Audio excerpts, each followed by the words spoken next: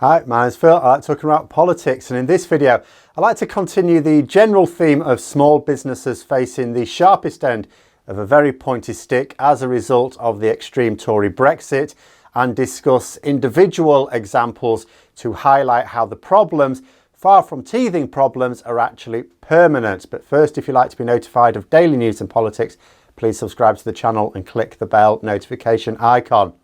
So, quick reminder of what the government want us to believe. The downturn in trade is caused by the pandemic and people needing time to get to grips with the new paperwork. But these are temporary issues that will go away given time. Now, it is true the pandemic has absolutely suppressed trade, and that as we emerge from it, something that will take longer thanks to Boris Johnson's cack-handed response, we would expect trade to increase at some point. It is also true that some issues with trade have been because people are struggling with the paperwork. See, some are taking a long time over it. It's all new to them. Obviously, that delays shipping orders. As they become more accustomed to the paperwork, it's natural to assume that process will speed up. Some businesses can't possibly afford to spend the time doing this, and so they really need to subcontract that job out. But there are enough customs agents at the moment in the UK to satisfy demand. Again, you would expect supply eventually to rise to match demand.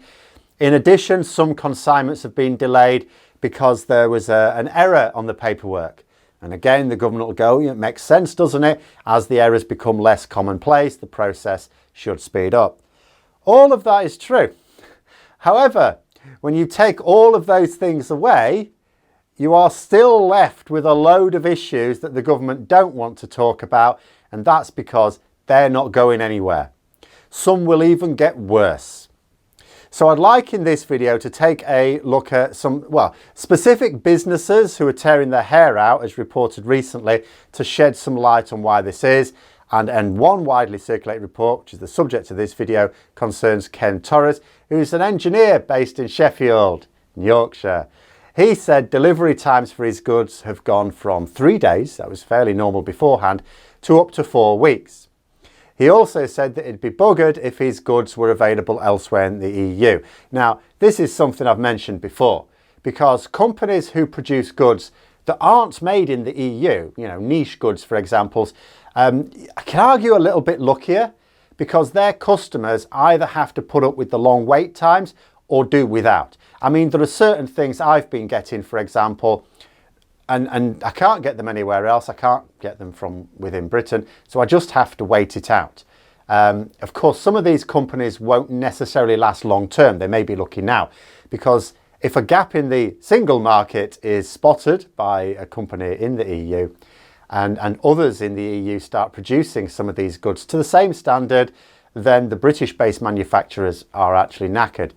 And Mr. Torres explained a few of the problems. See, the paperwork is different for different countries. We talk about the single market a lot, of course, because we were in the single market and now we've left. But we need to get used to the fact that it is now meaningless for us. The single market has no benefit for us because we aren't in it. So when we trade with countries in Europe now, we're not trading with the single market. We're trading with individual countries with their own rules and their own import procedures, and they're all different. So when the government talk about people just needing to get used to the paperwork, I mean, this is true if they supply customers from a consistent list of countries.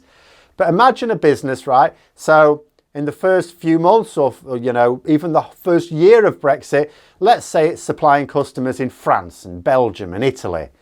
And they eventually get used to the paperwork. They're all different, but they get used to it because they've been sending things to customers in these countries over time, and things get better.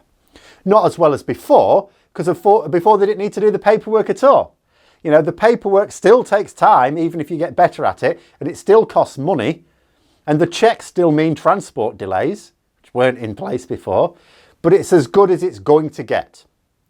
Then let's say somebody from Greece a year later orders from you. Great, more business. Great, we've never shipped to Greece before.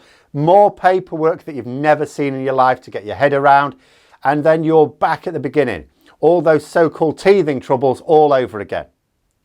Then consider that people start up businesses all the time. We can't just say it's fine once exporters get used to the paperwork, as if all these businesses are fixed in time. What happens when new businesses emerge and they have to start navigating the complex exporting process?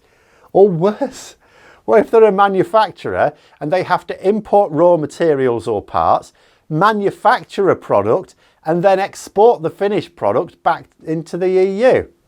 Then they have import and export procedures to deal with.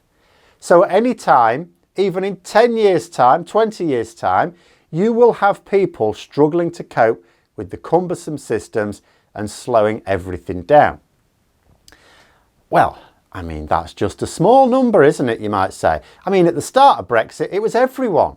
Everyone had to cope with it. Later on, it'll just be new startups. You only get so many of those in any given month. Won't be a big problem. But here's where we come to Mr. Torres' next issue. See, a small business isn't likely to fill up a lorry with their goods. Their consignment will be part of the shipment trying to get across that Brexit border. Your consignment may be absolutely fine. All your paperwork immaculate. But if it's sharing a lorry with a consignment where there is a problem, the whole thing gets stopped. It's the lorry that's stopped until all of its freight is cleared. This means that a single issue with a single item on that lorry and everything is delayed until the problem is dealt with. This has been widely reported as well. This is why it can take weeks to get those goods delivered, even if there's no problem with your goods or the paperwork with your goods. You know, he said that some had been lost for over a month. It's why Mr. Torres has said if he had competitors in the EU, he'd be finished. Now, with Brexit, as soon as it was clear that it meant leaving the single market, it became equally clear that the costs of transport would go up. This hits your competitiveness immediately and is why any such Brexit was going to cause a serious economic hit. But when you have a situation where your goods can take 10 times as long to be delivered, your customers are absolutely going to be putting in effort to find an alternative supplier. If there's no alternative, then they're stuck. They have to wait it out or do without your goods. But if there is an alternative, they'll just go with the alternative. You know, for the things I'm waiting for, the blinds for this studio, for example, if I had an alternative, I would absolutely go for that alternative. There isn't. So I'm waiting. The bottom line is, we don't have the systems to manage our new trading relationship. The Conservatives have been in power from start to finish of this mess and should have put those systems in place. Now, I know why they didn't. And it isn't entirely incompetence, that's only part of the story. See, EU countries have implemented systems at their end. It was politically sensible to do so, but not for the Conservatives. Setting up those systems would have served to highlight just how damaging Brexit was going to be. Until it was in the bag, until there was nothing anyone could do to stop it, they wanted to pretend that it was all going to be sunshine and rainbows. Not that I'm a big fan of sunshine and rainbows, especially not when I've got waiting for my blinds still, but then I suppose I'm not a fan of Brexit either.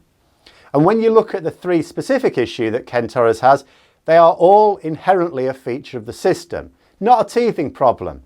So one, as a small business, his consignments will be sharing lorry space with that of others. Even if his paperwork is fine, his goods can still be delayed by weeks at a time if he has the misfortune for those goods to be travelling with somewhere errors were made. And I say misfortune as if you're unlucky, but he says that every single consignment has been delayed. He specifically said that he feels lucky when one gets there after a week, and that's double the previously expected time. So actually, it doesn't sound like you're unlucky for this to happen. It sounds like it happens a lot. That is not a problem that's going away. While this paperwork exists, there will be people making errors. Where there are errors being made, the whole lorry load gets stopped. Because there will always be people who are inexperienced in the process. Secondly, each separate country has different rules and paperwork. That inevitably slows the process down and adds extra costs, along with the delays to transport increasing the cost of freight.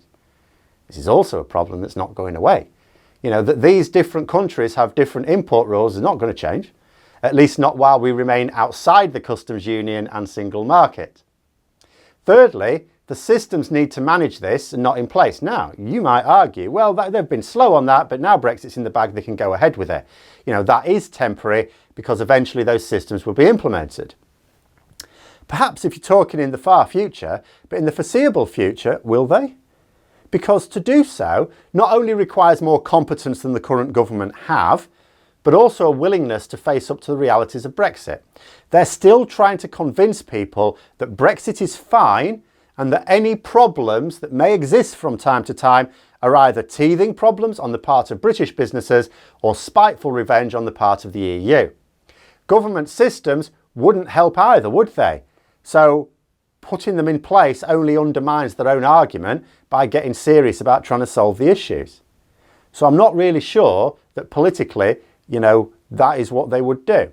So I don't think I'll hold my breath. But those are just some of the problems as highlighted by a single engineer in Sheffield. More will be coming. Until then, I hope you found the video interesting. If you did, don't forget to click the like button. And if you'd like to support the channel further, please also click the Patreon link for details. And until next time, I'll see you later.